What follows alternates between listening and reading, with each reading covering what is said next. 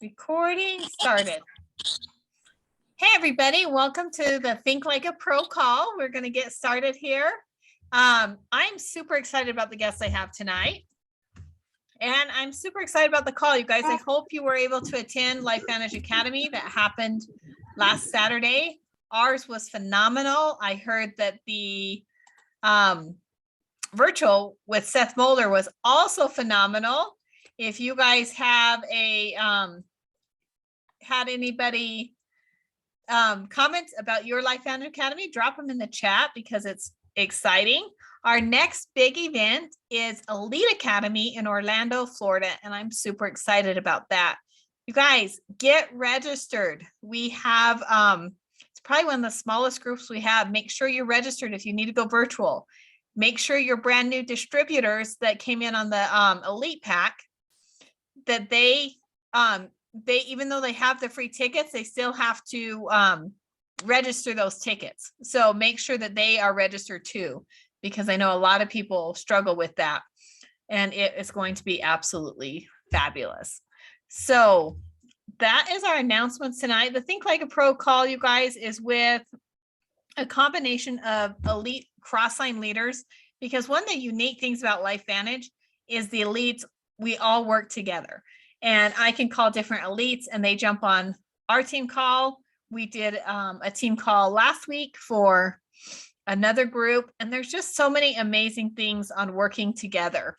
So it's really, it's one of my favorite parts about LifeVantage and about the company. So I had to speak.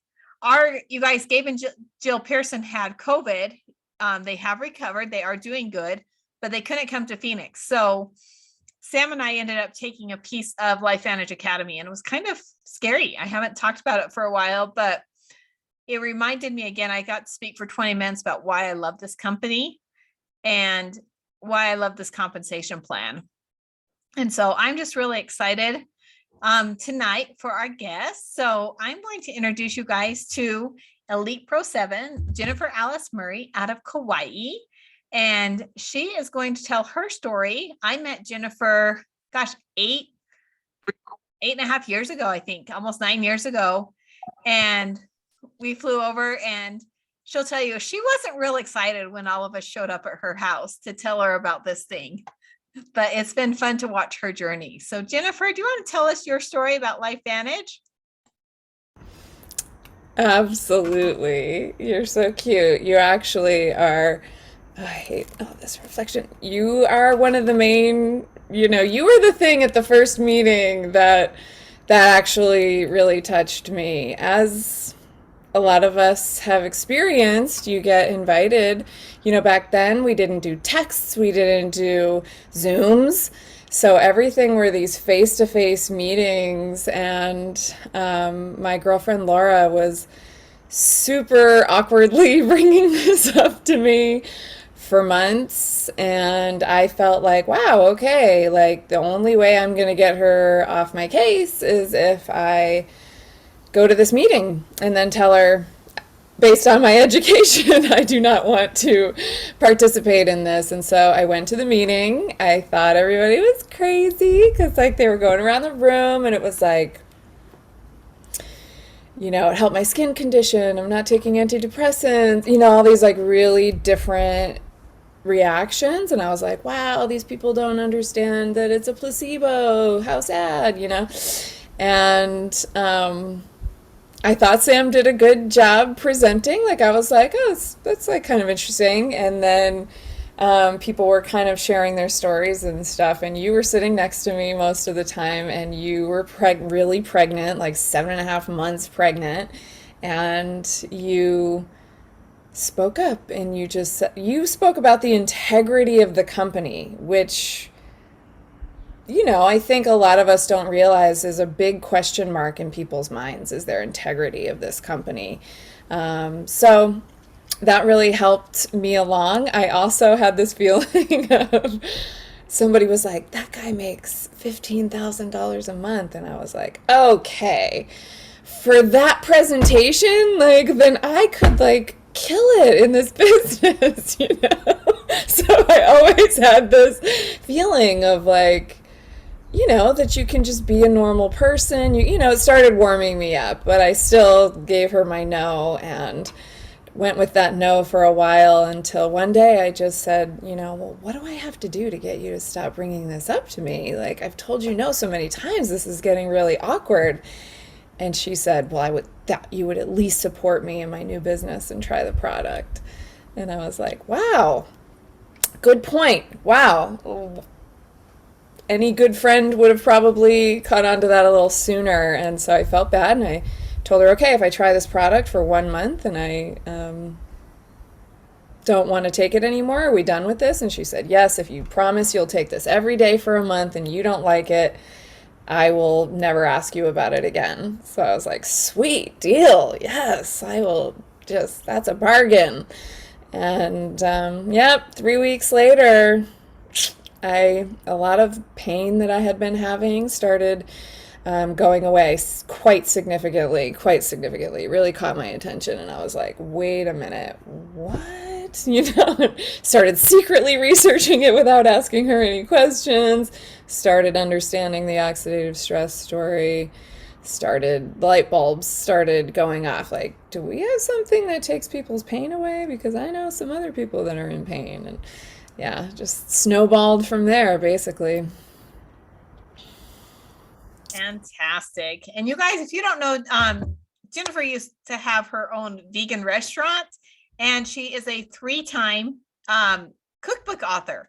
And I just got her cookbook, and we've been having a lot of fun in our family, adding some new recipes and trying some new things. So it's been, I don't know, that's been a lot of fun for us. Is, the people you meet in this business and the people you get to learn from, and the people that'll share stuff, because I've met people I never knew what their talents were and how much they've helped me in other areas, not just in the business. So that's been something kind of fun. So that's it. So Jennifer, you were, let's actually do the question, why events are so important.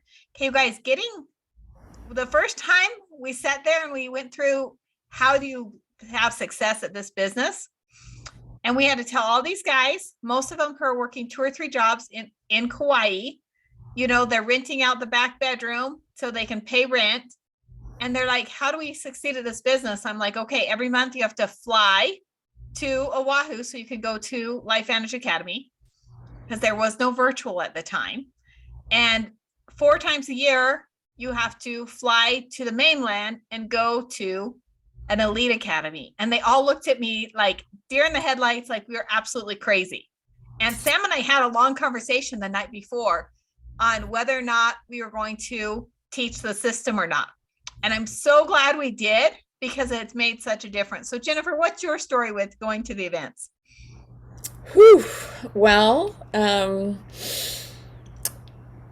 based on that experience that I just talked about with Laura, what I learned from that experience was how much perseverance pays off. That I went from being a complete and total no, like you said, I'm a cookbook author. I used to own a restaurant here on Kauai. I have a reputation it's a small community, but it's a good reputation, and I wasn't going to throw it away, just to make money. And her looking me straight in the face, though I had told her no for months and months, taught me that it taught me there were things I needed to learn, like I was like, how did she, do that? And it made me trust her, even though she's my friend and I already knew her. It made me, feel like I should listen to her, and stop this whole thing of no, and I'm the one who knows better. And then she came out with that number, that I had to go. And the first, so for the first few, there was an event, I think like the week that I signed up, and she tried to get me to go to Denver real fast. And I was like, you're crazy. And I was actually about to leave. I left a few days after her for a few weeks, came back, she had to go to Oahu, and so then I was like every month flying to Oahu. And yeah, the whole thing did just seem quite elaborate, but I had to admit that every time I went, I felt more inspired, more, it's just like a chance to be around people who've succeeded at this, people who've done the thing that I'm trying to do. And it's not my fault that, I mean, it's not their fault that I live on Kauai. They can't come to every island. It made sense. But then the very first event was in St. Louis, Missouri, where I actually have family and have visited before. And it's no offense to St. Louis, Missouri. It's just a very hard place to get to from Kauai. It requires 3 airplanes, and we didn't book our tickets till a couple weeks before, and it cost me $1,343 to take a reverse Hawaiian vacation from Hawaii to St. Louis, Missouri for 3 days or something. And that was a really tough pill to swallow. I was like, I'm not doing this. I'm too broke for this. There's no way I'm paying 1,343. And she was like, you're going. And I was like, just couldn't bear to hear myself keep saying no and not getting what I wanted. So I went, and not only did we have like kind of a silly amount of fun, but it was the brainwashing that I needed. It was like, I would never try to say this isn't brainwashing. It is, but it's like, why not cleanse the brain? Everything needs to be washed and, have the right information in there. And it was very repetitive. The information was very repetitive. You have to do 15 presentations. You have to follow up, 5 or more times. It was just over and over and over again. And what I realized was like, there was no way she could have just told me all of those things, taken notes and given me the notes, or told me the notes, or told me how inspired she was, and have anywhere near. Like in 45 minutes into the event, you're going, oh, this was so worth it. $1,343 just for the plane ticket is like, I was already like, I get it now. This is real. And then like, just, I mean, even before the events start, talking and milling about in the hallways, and then, oh, hi, I'm Jennifer, and who are you? And hearing the stories of what Prochandom's done for people's lives. It's just to be surrounded in thousands of people that are just doing that same weird thing that you're doing makes it feel a lot less weird, and a lot more like, oh, I should get my butt in gear because this is going to become really, really big, and I want to, get on top of this. And so there's, somebody said to me once as well, I was like, so how do I tell my downline, like, how do I explain to them, like, how they have to be there? And he goes, well, have you ever been to the Grand Canyon? And I was like, yeah, I've been to the Grand Canyon. He's like, oh, well, tell me about it. I was like, surprisingly big and gorgeous, and lots of ways to see this magnificent way the earth is formed. And he was like, great. So if I've never been to the Grand Canyon, do you think that I have any idea what it felt like to be there? And I'm like, wow, like not in a million light years is it possible to describe the Grand Canyon, and it is not possible to describe these events either. It's just something that has to be experienced, and it's like paying for university basically on your new profession. That's a great description, paying for the university. So the first time my family went to the Grand Canyon, we live, you guys, in Arizona, just a couple hours away. And I was a teenager the first time we went. And my littlest brother, we got home, we got back in the car, because we went over and we rode the train up. And then we got back in the train, we rode back, we got in the car. He goes, wait, I thought we were going to the Grand Canyon. We're like, we did. He goes, that was just a picture. Because it looks just, I mean, it's so big and it does not really look real. And so it is. And it's the same as the events. Think of it as an investment. Sam went to the first 2 events without me. And he came home and he tried to explain it all. And this is somebody that I, trust and, value his opinion. And it was not the same. It was not until I went that I went, holy cow, I got this. And so it really is important to do that, and to go.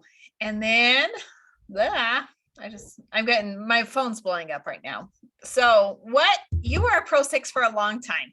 What pushed you, or what happened that pushed you up to decide to become an elite?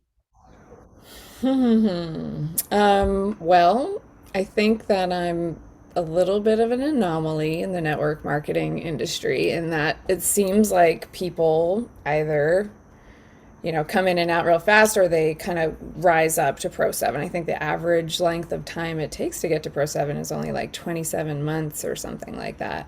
And then like the average, I mean, it's surprisingly short periods of time. And what happened for me was, that after I went to my first event and learned what I'm supposed to do, it was the very end of October. So I had decided, okay, I'm doing these 15 presentations a month, whatever. And didn't get any, didn't get hardly any response really in November and December. And then in January, made it to Pro 3. Like everything started falling into place. Like they say, it's a 90-day business and all of that. And then by the time I was sitting in my next event, somebody had signed up a physical therapist. And while I was sitting in my chair at an event, I rank advanced to Pro 4. And by the end of that month, I had rank advanced to Pro 5, all because I had built the Pro 3 plus, almost Pro 4 business before him. And then he really, he was a monster, an enrolling machine, Rusty Cottrell.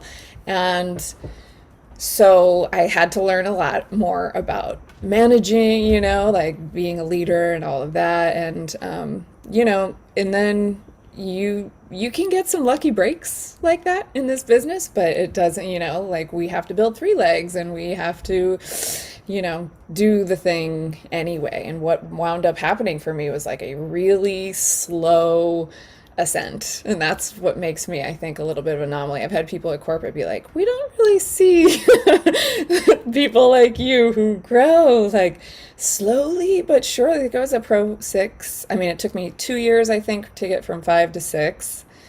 And then I was a Pro 6 for 4 years. And then that last year, I was just dangling below Pro 7. And, one, it's the consistency of tuning in and paying attention and going to the events and listening to more successful people than you. It's like you can hear something 1,000 times and then that one person says it in that particular way and it just clicks and it fires in you. And I really just looked at the people on my team and thought, like, what do you need? What do you need to get to where you want to go? And spent like a solid month and a half just like drilling in to like figure out, how can I help you get what you want? How do I help you get to your next rank? And kind of finally clicked in with sort of like helping people doing promotions and incentives. To be honest, all the years before that, I never ran a promotion on my own team. I never was like, I'm not like easily incentivized with like gifts and rewards. So it never occurred to me that a lot of other people are. And once I started, sort of offering that, like, okay, well, if you get a distributor by the end of the month, some kind of reward, because it was worth it for me. And they loved it and it made them run. And then what really clicked in at the very end of the month in that last week was somebody looked at me and said, they're working really hard to qualify for your promotion, but if you tell them that you're close to 7, they'll work 10 times as hard for you. Oh, that was so hard. That was such an illuminating moment where I was like, no, like, I'm not going to have someone working for me. Like, I want them to do it for themselves. I want them to get, these rewards. And she was like, say the word. If you just say the word, my sister and this one other person on my team were just like, just let us say it. And then I let them say it. And it was just like such a lesson in receiving, such a lesson in, wow, if I'm this blocked, imagine how all the people on my team must feel, like it's so hard for us to let people be there for us, like, and it's so hard for that they couldn't do it for themselves, so that taught me a lot, and I breezed past Pro 7 the next month because I was like, aha, I know now that like people have a really hard time doing things for themselves. So then I kind of turned it around on them and I was like, okay, I'm going to tell all the people in your downline that you're close to Pro 3 or you're close to Pro 4 or you're close to Pro 5.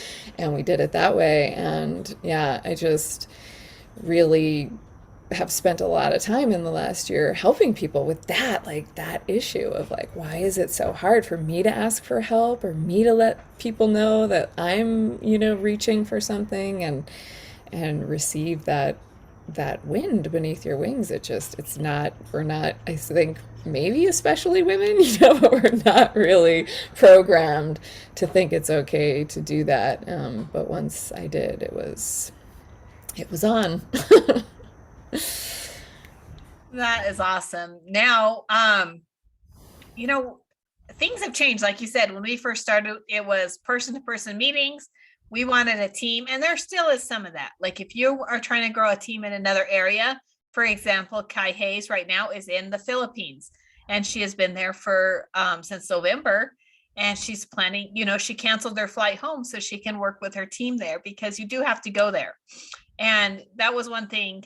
And it was shocking. So I had just quit my job, no insurance, pregnant, we were shifting from, kind of two paychecks to one, even though the Pro 7 paycheck is very nice. There was a big shift in there. And this team started in Hawaii. And so we started going. And then we started alternating who would go. Sam or I would go.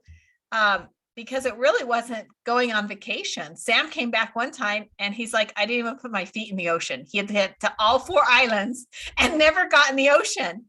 Every time I went, you girls took care of me. You're like, okay, we're going down to the beach. This meeting's at the beach. We're going to go in the water. Like, I never did that. So, but now we're shifting to an online, more social media. And you're doing something really kind of fun.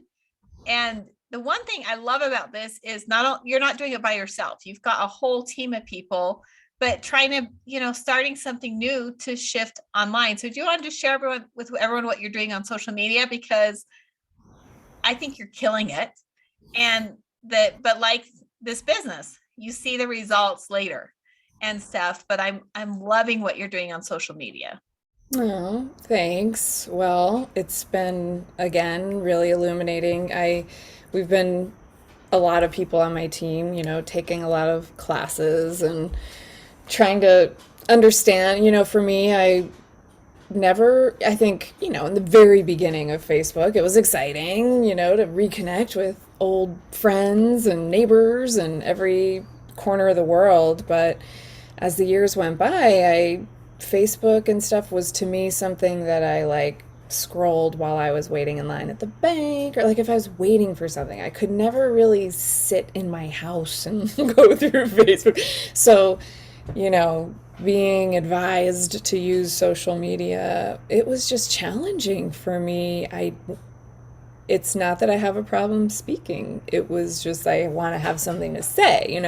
A presentation, I know everybody invited to the presentation is expecting me to talk about a certain thing, but showing up on social media, just all the issues, all the performance anxiety, all the issues come up, I think, for all of us. And they're like, you take every class and they're like, what the most important thing is that you be authentic and you share your authentic voice. And so then you find yourself like, okay, authentic.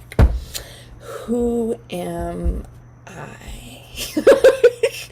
And you're just like, wait a minute, it's just me. Like, I shouldn't have to like think about who I am. It's like this funny, weird little trap of like, why don't I know like who I am, what I want to say, And people have been telling me all these years, like, you're a cookbook author and, so that's wellness and, because it's like health food and, everybody else could see the connection for me, but I still couldn't quite see it. And in November, late October of last year, we started doing this training with Deb Erickson and the ICANN Institute. And you listen to these neuro tools, and it's a nice brainwashing, right? It's just a way to sort of erase the negative messages of your upbringing and your past and replace them with a positive outlook on yourself and your career and everything. And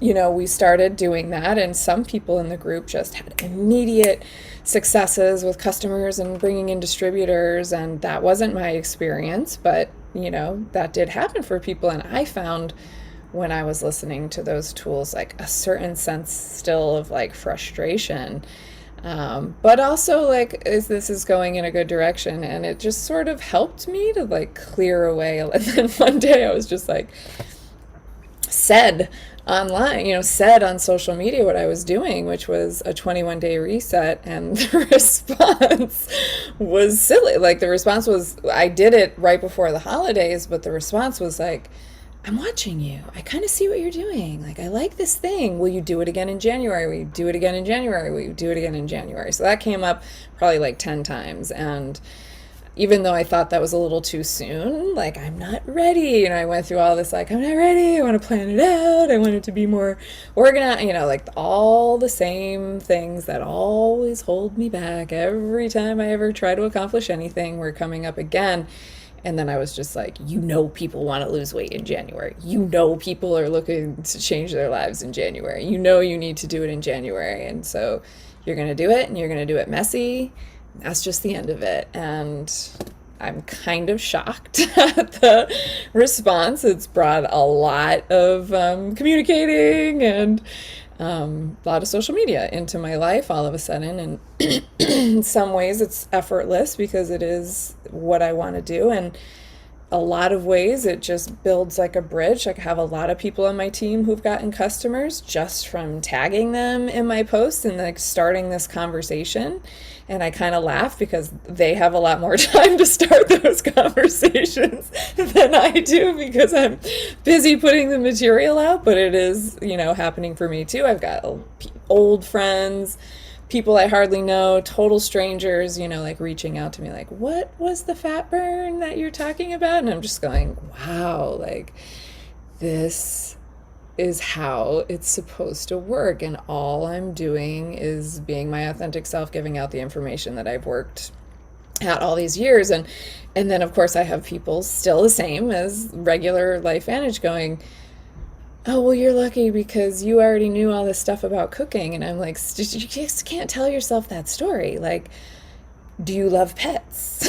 Have you been using skincare for 20 years? Like, does aging suck? Do you hate your job? Like, are you an expert at hating your job and wanting another reality? Like, we all have ways that these products tie into our lives. And it really is just like our story and our mental hangups holding us back from finding a groove, and making a bridge between what we know and what we sell. And I mean, it does work. I think there are certain people, I think Melody Sharon is a great example of someone who can just get on there and be a network marketer and it works for her. I don't get it.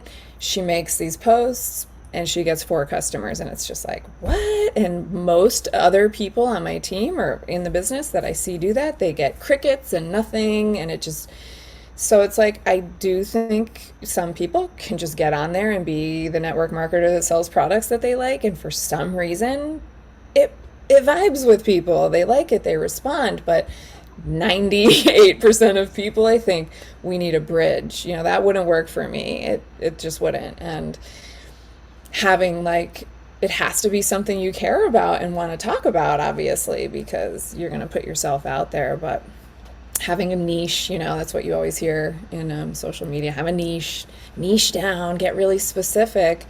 But even within a niche, it's just like this 21-day reset, is like, I can take it into health and take it into environment, take it into my products, and taking it into spirituality and taking it into fitness. And there's just so many ways you could take it, even though it's a really specific niche. So I just encourage everyone. It just comes back to the same thing that the regular network marketing comes back to. It's like a confidence within you that you do have something valuable to share. We are holding the greatest breakthrough in the history of medicine, and why we back down and shy away from that is beyond me. It's the greatest breakthrough in the history of medicine, and we created it. I mean, we created the whole paradigm, So, um, just knowing that we have that and we don't want it to slip through our hands, and finding, just breaking through our fear, and